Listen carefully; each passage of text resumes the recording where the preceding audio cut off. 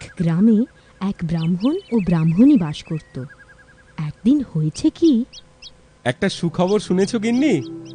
আমাদের জমিদার মশাইয়ের পুত্র সন্তান হয়েছে। তাই নাকি? তা বেশ, এ তো আনন্দেরই কথা, কিন্তু তোমায় যেন একটু বেশি খুশি মনে হচ্ছে।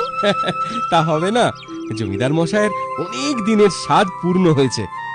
প্রাসাদে উৎসব হবে, আর সেই উপলক্ষে ব্রাহ্মণ পর্যন্ত হবেই হবে। আহ, কতদিন যে সেসব রাজকীয় খাবার খাইনি, এবার এবার একেবারে কবজি ডুবিয়ে খাবো।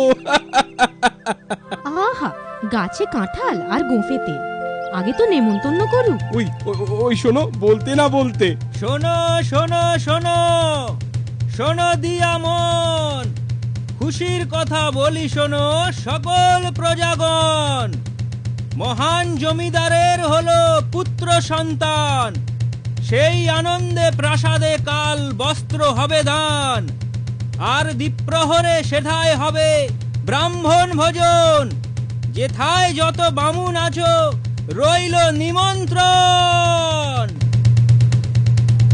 শুনলে কি বলে গেল? শুনলে? হ্যাঁ, এদেশে বামুনের সম্মান এখনো আছে।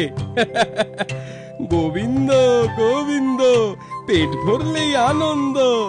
গিন্নি, আজ রাতে আর খাবো না, উদরকে একটু বিশ্রাম দিতে হবে। কাল দ্বীপ্রহরে মহাভোজ। শুধু নিজের কথাই ভাবছো? আমার বুঝি ভালো মন্দ খেতে ইচ্ছে করে না? আচ্ছা পেটুক তুমি। আহা, চড়ছো কেন?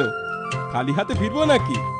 যাবো, খাবো, আবার রাতে দুজনের আহার নিয়েও আসবো। বামুনের ঝোলা কি খালি থাকবে?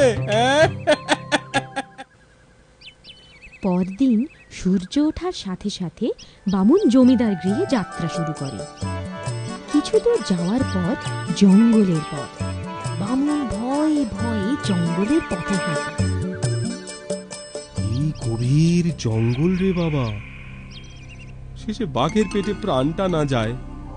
বলতে না বলতে বামুন দেখলো পথের ধারে মস্ত একটা বাঘ পচা পুকুরের পাঁকে পড়ে হাবুডুবু খাচ্ছে। আরে, বাঘটা ওখানে কি করছে?